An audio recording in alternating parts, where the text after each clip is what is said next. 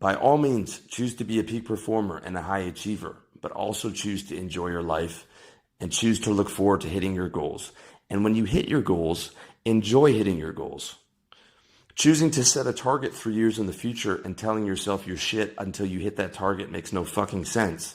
Telling yourself you're shit because you missed revenue targets last month is not the way either. In fact, telling yourself you're shit is never a good frame, never makes sense, never helps you, because it means you're sacrificing your state because some event happened. Choosing to hate yourself until X happened, or because an event happened, or because you failed to hit X, and being miserable makes no sense. Being happy for a brief period in time because you hit your goal and only reverting back to your natural state of self-hatred does not make sense. It's an insane way to live, because the definition of insanity is doing the same thing over and over again, but expecting a different result. Happiness is a skill. In fact, it's the most important skill. And like all skills, it takes practice. You will not magically become happy 5 years from now because you made more money or got more women if you spent the next 5 years neglecting that skill. Using self-hatred as fuel to hit some arbitrary goal that will only briefly allow you not to hate yourself is not the way to live. The way to live is to choose the best state available at all times, regardless of circumstance. The man you want to be is cheerful and charming, so use everything in your power to be that guy at all times. I'm not saying don't aim for outward achievements. I'm all for 100% aiming to fulfill your potential and for being a peak performer. I'm saying don't hate yourself on the way to hitting your goals, because it's fucking insane.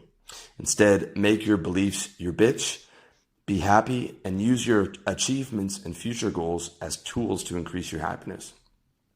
If you're going to compare yourself to people, compare yourself to your old self, or to people you grew up with, or to people who don't have the opportunities that you've had.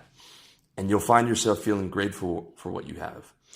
The fact is, millions of people have AIDS and cancer and diabetes, or they pick up garbage for a living, or wade through sewers, or have to work in factories just to survive.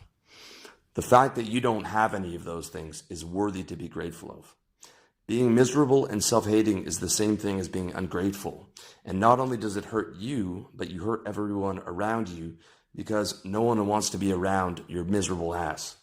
When you see people doing better than you in your industry, be happy for that too, because you know that more success and more money is available to you. And they've already blazed the trail and made the mistakes for you, so all you have to do is model their success.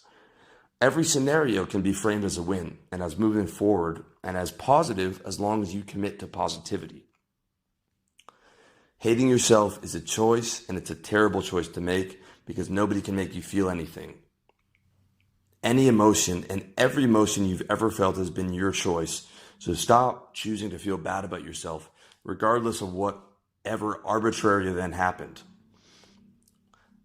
Even though you didn't close the deal, choosing to punish yourself psychologically and hate yourself for 3 days as punishment makes about as much sense as jabbing a knife into your leg for 3 days as physical punishment. It's that insane. Whether you're torturing yourself psychologically or physically, it makes absolutely no sense. In fact, it's the least productive and least useful thing you could possibly do. Most people are aware enough not to physically torture themselves because some event happened or because they made some mistake. So apply that same logic to your psychology and don't torture yourself psychologically, because it's just as insane. Make happiness your primary priority. Train yourself to constantly monitor your state and change your focus whenever you're feeling bad. Gratitude works great, so does throwing yourself into your work, and the king of all state changes is physical activity. The easiest way to change your thoughts is to change your physical state. When you do an hour of hot yoga, it's impossible not to feel 15% better. When you do a hard workout of heavy weights, cardio, and follow that up by a steam or a long hot shower and then a cold shower, it's impossible not to feel 15% better.